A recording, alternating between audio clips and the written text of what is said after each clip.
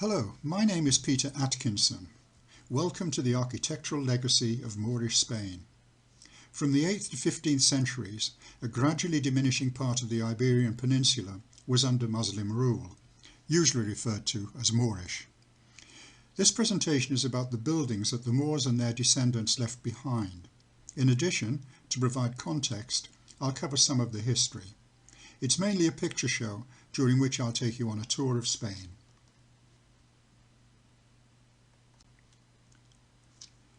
This video was prepared for the Javier U3A to coincide with what, in pre-coronavirus days, would have been our general monthly meeting on November the 25th, 2020. In normal times, our November meeting is devoted to a variety show, the Extravaganza, a feast of singing, dancing and comedy. Of course, this presentation does not pretend to be a like-for-like substitution. However, Dictionary.com defines an extravaganza as a lavish or opulent show, event or assemblage. Well, lavish and opulent is not a bad description of the assemblage of architecture that I shall show you today. The Muslim presence in Iberia began 1300 years ago in 711 at Gibraltar with an invasion from Morocco. In just 7 years, the Moors controlled almost the whole of the peninsula, which did not revert completely to Christian rule for nearly 800 years. Muhammad was born in Saudi Arabia in 570. He died in 632, and by the end of the century, Islam had reached the Straits of Gibraltar. The invaders are known as Moors because they had come from Mauritania. The Moors referred to Iberia as Al-Andalus, which means the land of the Vandals, the Vandals being a Germanic tribe which had passed through Iberia on its way to North Africa back in the 5th century. By the year 800, a narrow strip across the north of Iberia was in Christian hands. The Christians in Asturias and Galicia had had some military success, and the Moors had found the territory to be inhospitable anyway. 100 years later, the situation wasn't dramatically different, but the Christians had taken more territory and the emerging kingdoms of Leon, Castile and Navarra were becoming stronger.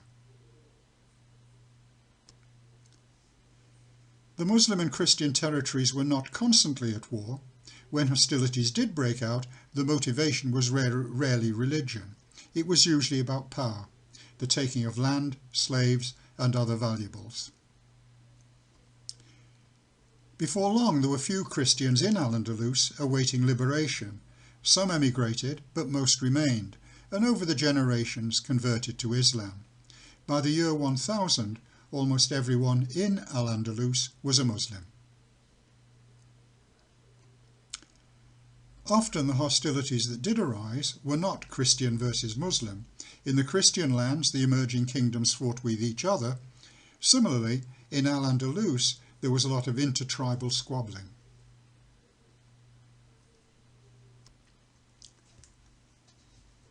The most decisive event of the Christian reconquest was the Battle of Las Navas de Tolosa in 1212, when Alfonso VIII of Castile defeated the Moors north of Jaén. It was a crushing Christian victory. The Christians then took just 40 years to reconquer most of the rest of Al-Andalus, including the major prizes of Seville and Córdoba. All that remained, and it was to hold out for another 250 years, was the Kingdom of Granada, roughly today's provinces of Almeria, Granada and Malaga. After Las Navas, it would have been easy to take Granada, but the political will wasn't there. The conquest of Granada resulted from two people's commitment, the so-called Catholic monarchs, Isabella I of Castile and Fernando II of Aragon, who were married in 1469, uniting their two crowns. Eventually, Isabella and Fernando entered the Alhambra on January 2, 1492, and accepted the surrender of the last emir, Boabdil. As the Christians gradually moved south, what happened to the Muslims in the reconquered lands? Some emigrated to Grenada or North Africa, but most remained. They are referred to as the Mudekar. Some retained their Muslim faith and some converted to Christianity. They continued to excel in the field of architecture. This early 14th century tower in Teruel is an example. And the term Mudekar is applied to their architectural style as well as to the people. The work is often a blend of Islamic and European styles. When building for Christians, they adapted earlier Christian designs. For example, the Mudekar church of San Terso in Sahagún is descended from the Romanesque tradition, as exemplified by the 11th century church of San Martin in nearby Fromista.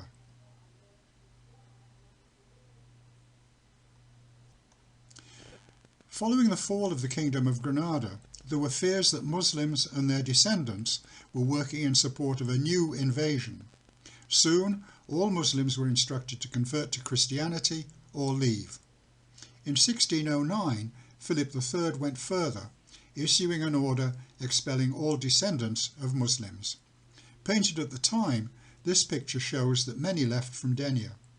It looks like the times folk celebrated with dancing, and on the beach, a display of wrestling. So the Moors and their descendants were in Spain for 900 years. This presentation is about the buildings they put up during that period.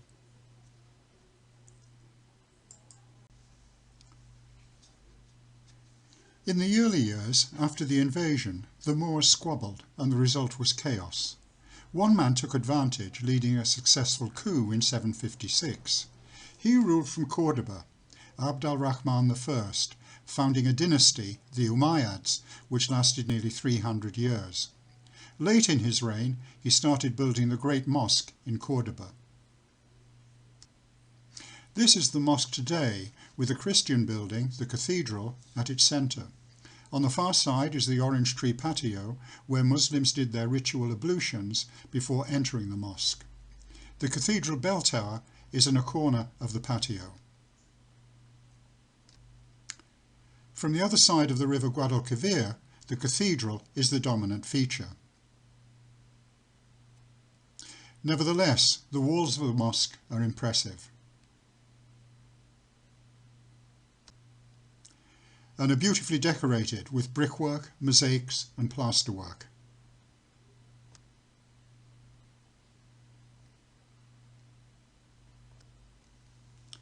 Here's a plan of the mosque, with the cathedral in the centre. The mihrab on the right orientated worshippers towards Mecca. It took 200 years for the mosque to reach its full size.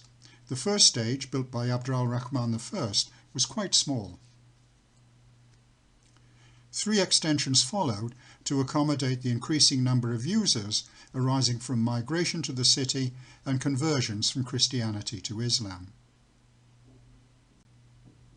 When it was completed, there was a total of about 1,300 arches like these in the mosque.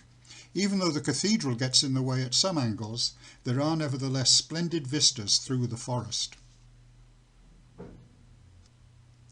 The arches are double, a semicircular one above a horseshoe made of alternating red brick and limestone.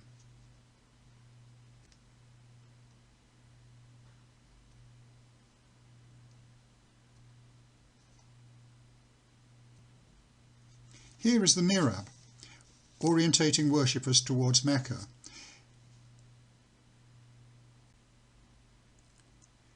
It is a statement of opulence and power, the extravagant arch leading into a small octagonal room. Topped by a spectacular dome. It was created by Al-Hakam II when he built the second expansion of the mosque. The work was done by craftsmen who had come all the way from Constantinople, loaned by or rented from the Byzantine Emperor Nicephorus II. Cordoba was reconquered by the Christians in 1236, and the mosque was immediately consecrated as a Christian church. A chapel was built in the centre, respecting the outline of the building, and almost 300 years later work began on the present cathedral, which cut through the roof of the mosque. When the king, Carlos V, first visited the soaring cathedral that was taking shape in the 1520s, he was horrified at the damage done to the mosque. In fact, we're fortunate that anything remains. Conquerors usually destroyed the existing place of worship and built their own on the site. Islamic Spain in general, and Cordoba in particular, peaked in the mid to late 10th century in terms of scholarship and learning, and in terms of agriculture, industry and trade. But the Umayyads were not free of existential threats. There was the possibility of a rebellion by regional overlords who felt they had too little autonomy. Furthermore, Al-Andalus was a nation of Sunni Muslims, and a Shia sect in Morocco was an invasion threat. And the Christians to the north were ready to seize any opportunity to attack. As a step towards maintaining the respect, awe, support and allegiance of other factions, Abd al-Rahman III began to build a spectacular palace complex at Madinat al-Zahra to serve as the capital of Al-Andalus. It covered a series of terraces about 8 kilometres west of Cordoba. It contained a residential area with quarters for the king, his family and staff, space for administrative, diplomatic and military personnel, the Royal Mint and a mosque. It was designed to impress, and while under construction it required 10,000 labourers and artisans. The finest marble was used in conjunction with gold, silver and gemstones. It took just 40 years to complete. Important visitors were received in the throne room, which had a gold and silver ceiling from which hung an enormous pearl.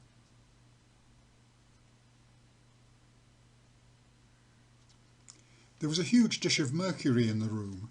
At a signal from the king, a servant would set the surface in motion to awe visitors with a stunning show of reflected light which bounced around the room.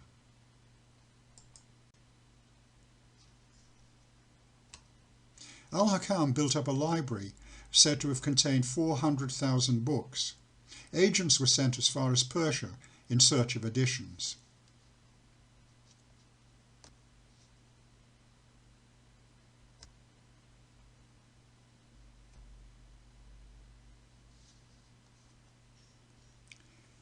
Sadly, the whole city was destroyed during a civil war about 75 years after building had begun, a war that brought the Umayyad dynasty to an end. Madinat al-Zahra became a UNESCO World Heritage Site in 2018, and it will continue to be important to archaeologists for many years. The civil war that brought the Umayyad dynasty to an end led to the fragmentation of Al-Andalus. Small independent kingdoms, known as Taifa states, began to emerge from around 1015, often comprising just one city and its hinterland. There were about 30 in total, including Denia. Zaragoza, which would later become the capital of Christian Aragon, was at the centre of one of the more powerful Taifa kingdoms. The Aljaferia began as a palace for the Taifa king and his court. The palace was built between 1065 and 1081. It's been restored in recent decades.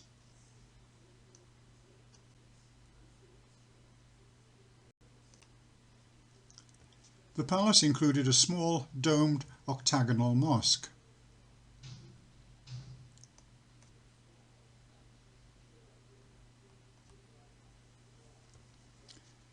While much less elaborate, the entrance to the mihrab is similar to the one in the Great Mosque in Cordoba. A complete second floor was added to the palace for Isabella and Fernando. It was the work of Mudéjar builders and artists. This is the staircase leading up to it. It has a fine ceiling of carved and painted wood.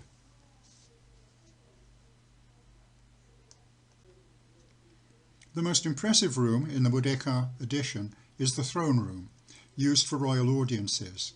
It measures 20 metres by 8 and has an extraordinary wooden ceiling. It's divided into 30 squares. There's a representation of a pine cone in the centre of each one, a symbol of fertility and immortality. Until this point, the Aljaferia had been solely a royal residence. It soon became the regional headquarters of the Inquisition, and it took on a military role from late in the 16th century. Today, it is the seat of the government of the autonomous community of Aragon. Here are two churches built by the Mudéjar in Zaragoza. Both are built of brick and are highly decorated. In the case of San Gil, the decoration is provided solely by brickwork. Ceramics were added to the Magdalena. The Christians benefited from the inevitable conflicts among the Taifa kingdoms. They captured Toledo in 1085, a major step for the Christian reconquest. The loss of Toledo caused panic among the Taifas, who sought help from a group that had recently taken control in Morocco, the Almoravids, who were very happy to cross to Spain. Victory near Badajoz the following year nominally reunified Al-Andalus, now a colony ruled from Marrakesh. On the other hand, the Christians were able to make some territorial gains, taking Zaragoza in 1118. Following Christian reconquest in 1085, Toledo's main mosque became the site of the cathedral. Very little Islamic architecture remains from before 1085, but there's a vast wealth of Mudéjar building from after that date. The Puerta del Sol, so called because it faces the sunrise, is an impressive stronghold in stone and brick. This is believed to be the gate through which Alfonso VI entered the city in 1085. The lower section, made of granite blocks, goes back to the 10th century.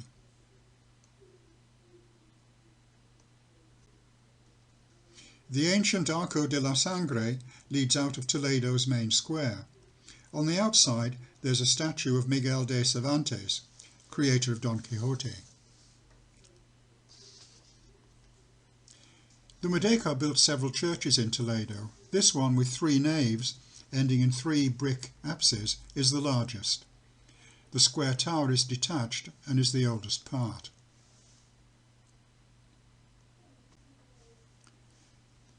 Three very much the same as each other, brick built with a core of coarse masonry or rubble.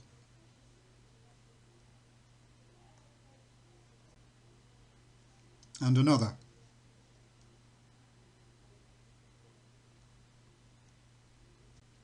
This final one, with a painted interior, is the best preserved.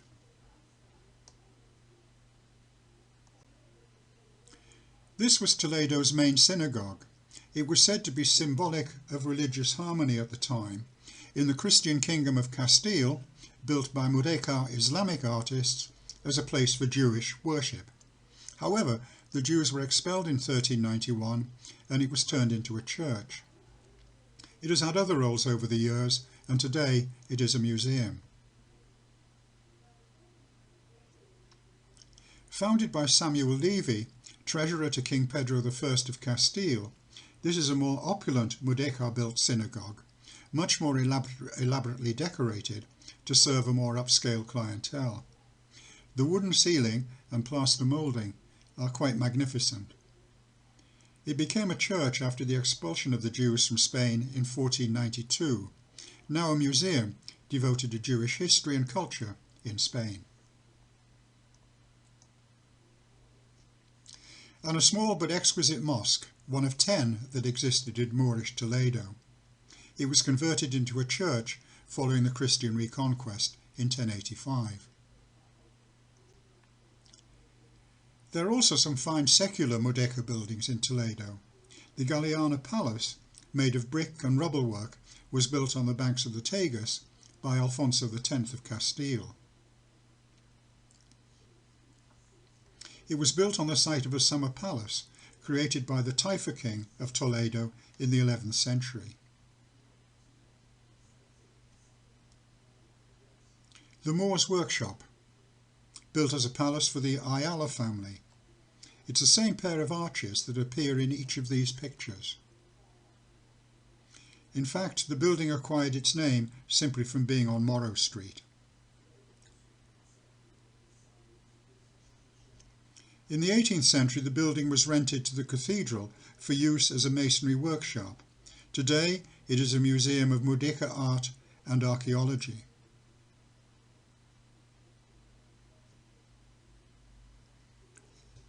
This palace has been a school for the daughters of the wealthy, a Franciscan monastery, and the home of the Mesa family. Today, it's occupied by the Royal Academy of Fine Arts and Historical Sciences.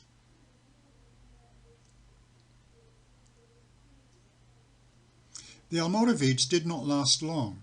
They were replaced by the Almohads, who defeated them in Morocco in 1146 and immediately crossed to Spain.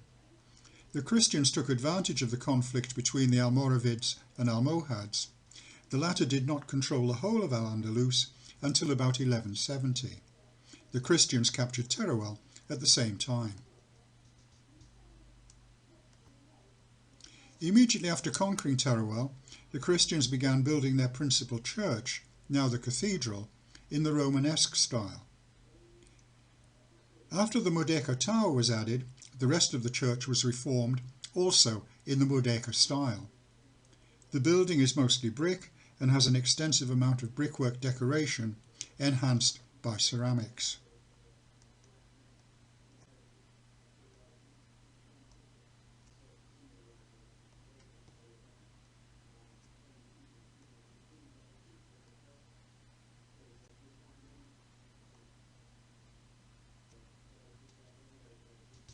Inside the cathedral, the 32-metre-long painted wooden ceiling has been described as the Sistine Chapel of Mudéjar art.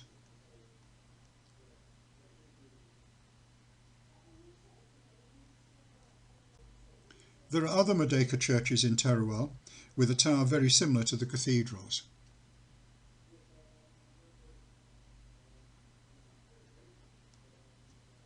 They don't all look the same.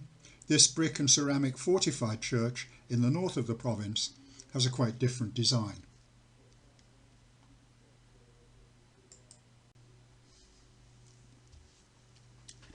So in 1170 the Christians had taken Teruel and the Almohads had consolidated their hold on the remainder of Al-Andalus at the expense of the Almoravids. The decisive Battle of Las Navas de Tolosa was only 40 years in the future. Meanwhile, also in 1170, the Almohads made Seville the capital of Al-Andalus. The city later was among the substantial territorial gains that the Christians would make following Las Navas. Soon after making Seville their capital, the Almohads added this minaret to the main mosque. The top section is in fact Christian, and the weather vane gives the tower its name, La Giralda.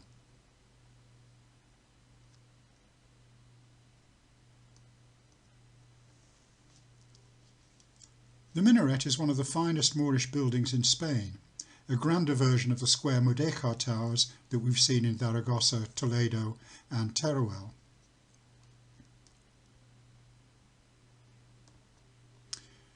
From the top of La Giralda you can look down into what used to be the mosque's orange tree patio, very similar to the one that we saw in Córdoba. The cathedral was begun in 1400 on the site of the Great Mosque. Everything except the minaret was pulled down to make way for it.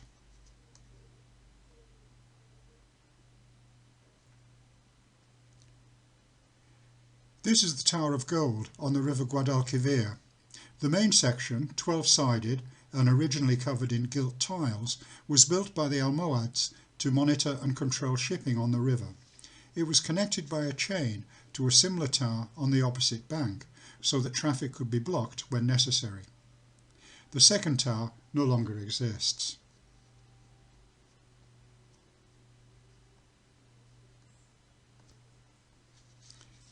The middle section, also 12-sided, was added 150 years later. The small circular top section is 18th century. Today the building houses a small maritime museum.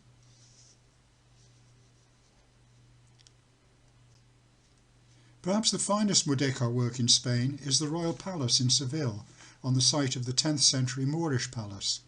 It was built for Pedro I of Castile. He was eventually beheaded on the orders of his brother Enrique.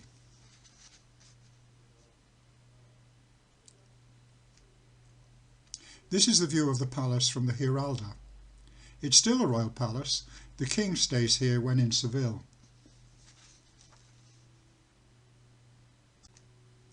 The restored Patio del Yeso is the only part that survives from the original Moorish palace.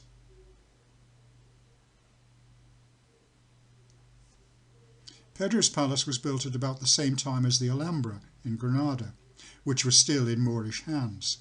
Pedro hired craftsmen from there and also brought in Mudéjar builders and artists from Toledo, which had now been in Christian territory for almost 300 years.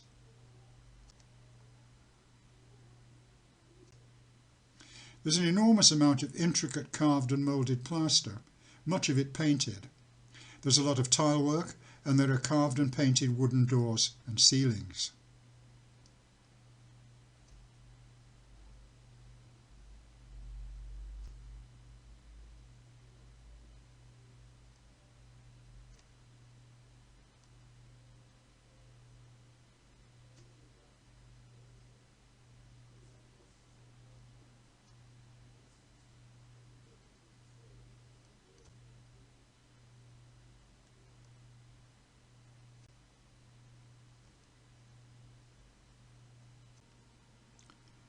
The extraordinary Ambassador's Hall, built in the 11th century as the throne room in the Moorish palace. It was remodelled by Pedro to make it the centrepiece of his palace.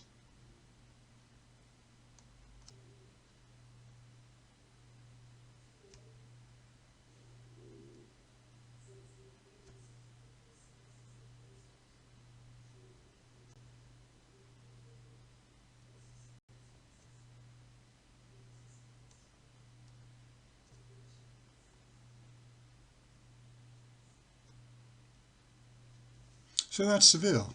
We'll now move on to the Kingdom of Granada.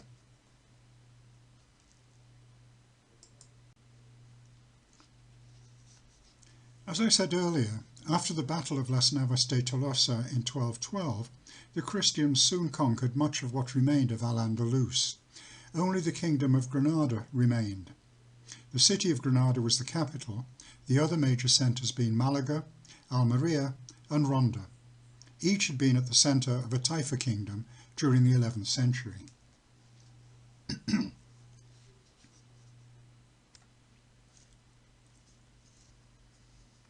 Las Navas put an end to Almohad rule. Within 20 years, the final dynasty, the Nasrids, had established itself in Granada. They were a homegrown group, not from Morocco, and lasted for 250 years until the eventual fall of the city of Granada in 1492. The Christians could easily have defeated Granada much more quickly, but the will wasn't there, and the kingdom was a vassal state anyway, paying a large annual tribute to Castile. Because of the annual tribute, the economy was weak and taxation high. Immigration from defeated Muslim territory to the north led to overpopulation and food shortages, and the kingdom was never more than a loosely integrated group of separate tribes, between which there was constant friction. The British historian Richard Fletcher has said that Granada in the 14th and 15th centuries was, quote, a tense, volatile, unharmonious society. Ronda is a lovely place, sited along a cliff top and divided into two by a deep gorge. The remains of the Arab baths are worth a visit. This is the hot room. Personal hygiene was a major difference between Christians and Moors. Christians rarely took a bath because it cleaned the pores, facilitating the entry of germs.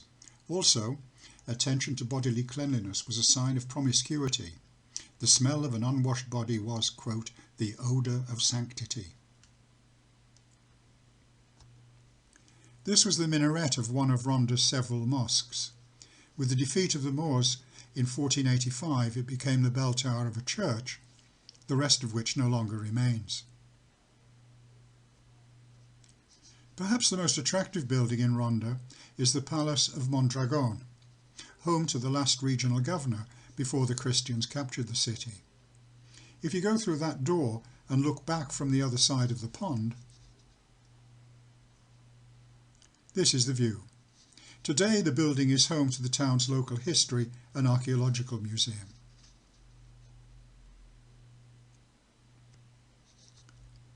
Each of the cities of Granada, Malaga and Almería has at its heart an Alcazaba, a large palace fortress built on a ridge.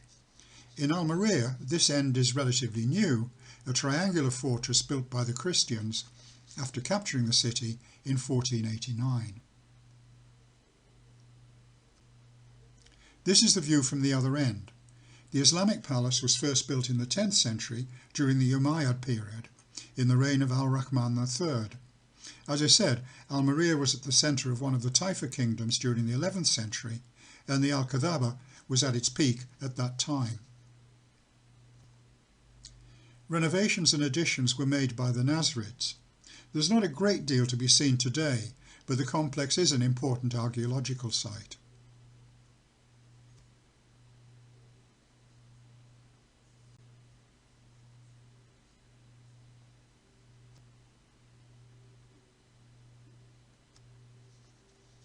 In Malaga also, the Alcazaba occupies a narrow ridge.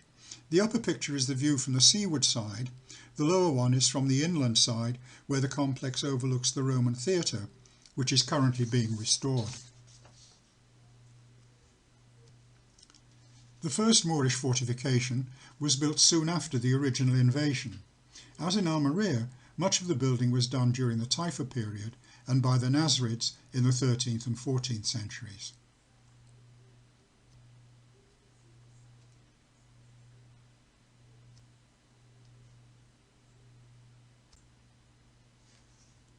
At the top of the ridge, beyond the Alcazaba, is another fortress, the Gibralfaro.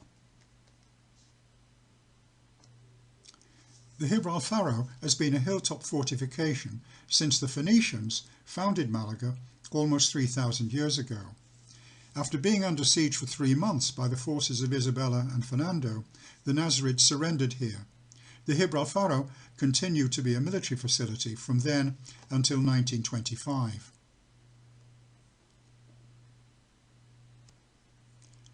Looking down from the Gibralfaro, you get a great view of the Alcazaba.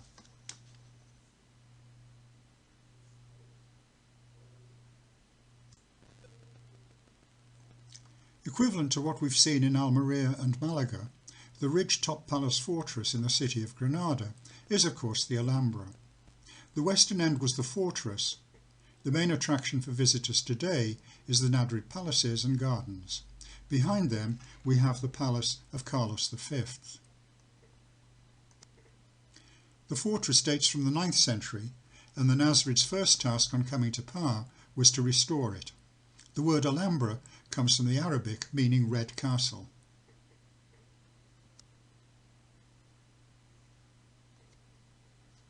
This is a view of the Nasrid Palace complex from the fortress.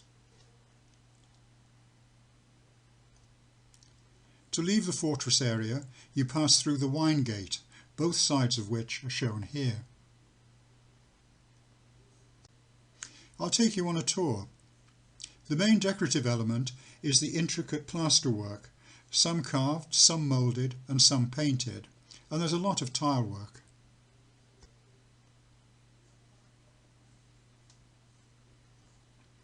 There are several fine wooden ceilings. A small mosque.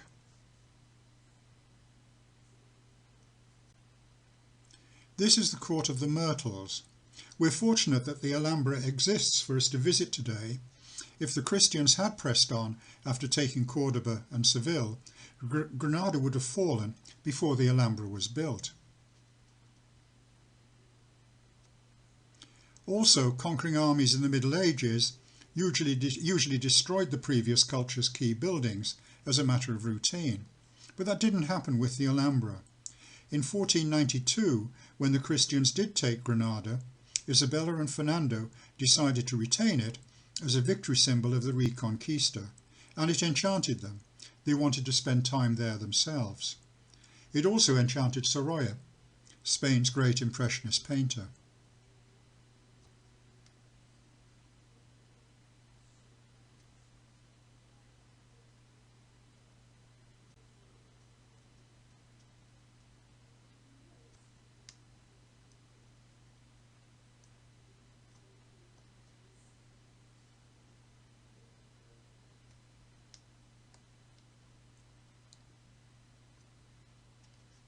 There's a good deal of calligraphy, instructing people to fear God, outlining tales of God's glory, and reminding people of the fate that awaits sinners.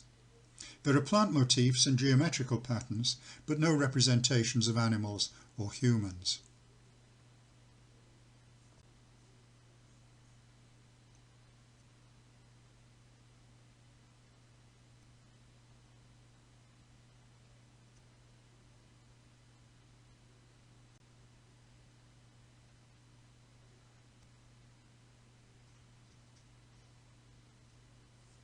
The Court of the Lions, with 12 not very realistic animals arranged around a fountain.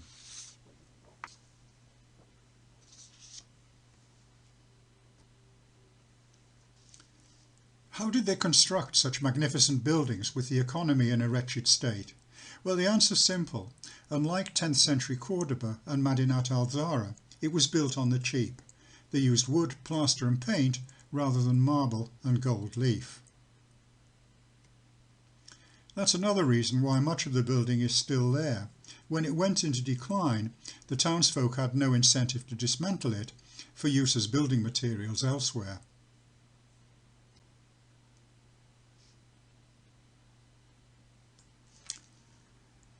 This 16-sided room doesn't look impressive from the outside, in marked contrast to the elaborately carved interior.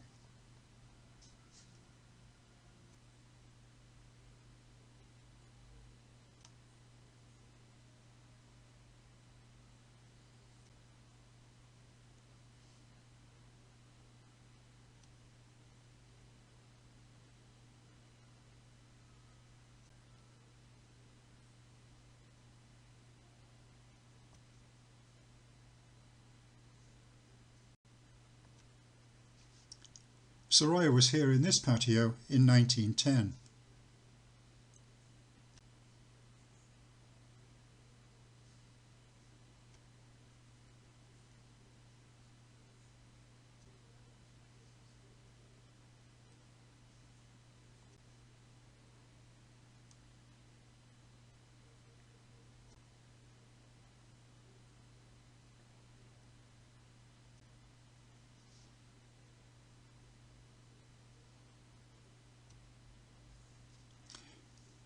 While Isabel and Fernando wanted to preserve the Alhambra, their grandson Carlos V was less keen.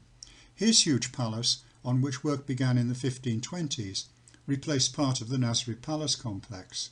It is one of the finest Renaissance-style buildings outside Italy, but it's a great pity that it's in the wrong place.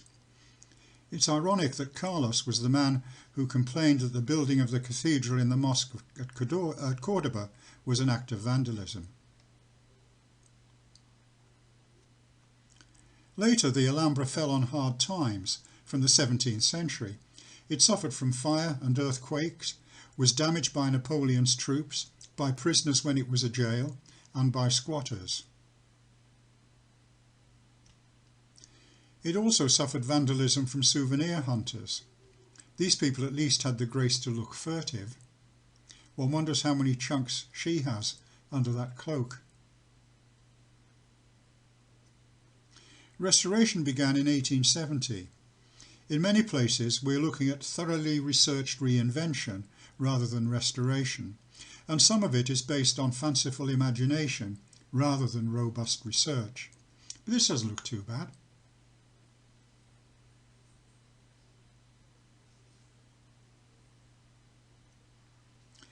The northeast corner of the complex is occupied by the Generalife, which is not the offices of an insurance company. Literally, it means the architect's garden.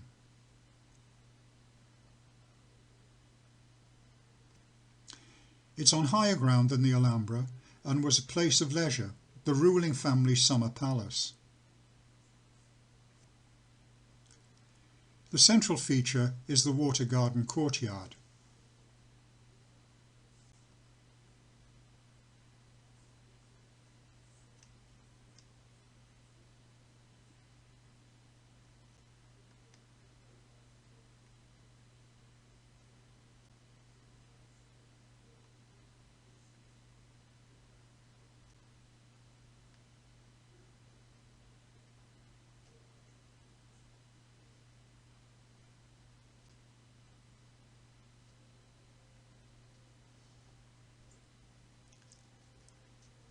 After the fall of Granada to the Christians in 1492, little new Islamic or Mudéjar architecture was created. A fine exception, completed in the 1520s, is the Casa de Pilatos in Seville. The palace's decoration includes 150 different tiles from the 1530s. Within a little more than a century after 1492, the Moorish architects, designers and builders had disappeared from Spain in 3 waves, taking their skills with them. First, many Muslims emigrated to North Africa immediately after 1492. Second, early in the 16th century, remaining Muslims were instructed to convert to Christianity or leave Spain. And third, in 1609, the descendants of the converts were expelled. Then, nearly 300 years after the Casa de Pilatos, out of the blue, there was a revival. The revival was quite limited in scale and lasted some 50 years, from about 1880 to 1930. That period included the Art Nouveau phenomenon, Modernismo in Spain. Some of Antoni Gaudi's early work was Moorish influenced, making lavish use of tile, together with abstract versions of Moorish arches, and each of these buildings has what could be thought of as a minaret. Here Gaudi's contemporary, Luis Domenech, gives us a hospital with a lot of brick, tile and Moorish arches. And there's another minaret.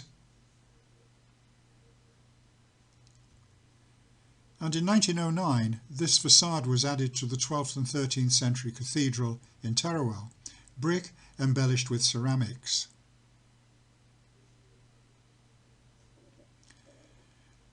The central feature of the Mudéjar revival was brick, as a structural material and as a decorative one.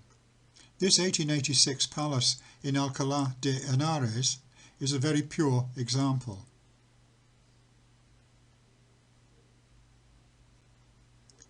A church in Madrid, a blend of Neo-Mudéjar and Neo-Gothic.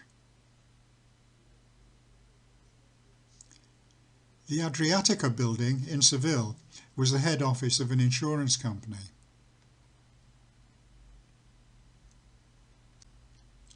So we have examples of residential, religious and corporate buildings from this Neo-Mudéjar period.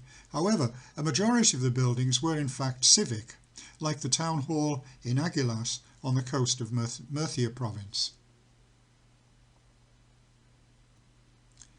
and the town hall in Mora in the province of Toledo, about 35 kilometres southeast of the city.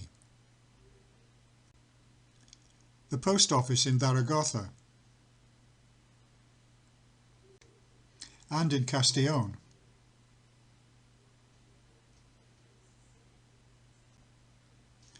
In Toledo, this looks like one of the square-towered churches that we saw in Toledo, Zaragoza and Teruel, but with the addition of a clock. You may be surprised to learn that these are 2 views of the city's train station. A municipal market in Valencia.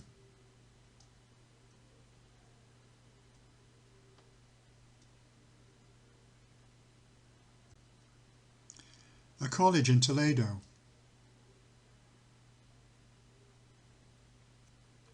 a nursing home for the elderly in Sueca. If you take the train to Valencia from Gandia or Xeraco, you can see this building on your right in Sueca station. The casino in Murcia. It's not a gambling venue. As in many towns across Spain, it's a social club for the more affluent members of the community. It was designed by someone who thought that the Alhambra is too drab and understated.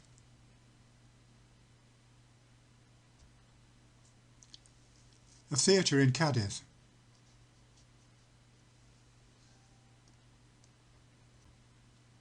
A large number of bull rings were built in the Mudéjar style in this period. This one in Barcelona is now a shopping mall. In Madrid, the largest bull ring in Spain, seating 24,000. It's the third largest in the world, after one in Mexico and one in Venezuela. And a much smaller one in Ondara, built in 1901. But with a good deal of rebuilding in 1957 to repair Civil War damage. The Mudéjar Pavilion for a 1929 International Expo in Seville, the Ibero-American Exhibition. The pavilion served as the Palace of Decorative Arts during the exhibition. Today, it's the Museum of Popular Arts and Culture. Around 1930, the revival ended, and I'm not aware of anything of much significance since then. This fountain, recently installed at the front of a hotel in Villajoyosa, is a bit of a cliché, but is quite pleasing for all that, and it's the last stop on my tour of Spain's Moorish architecture. Thank you very much.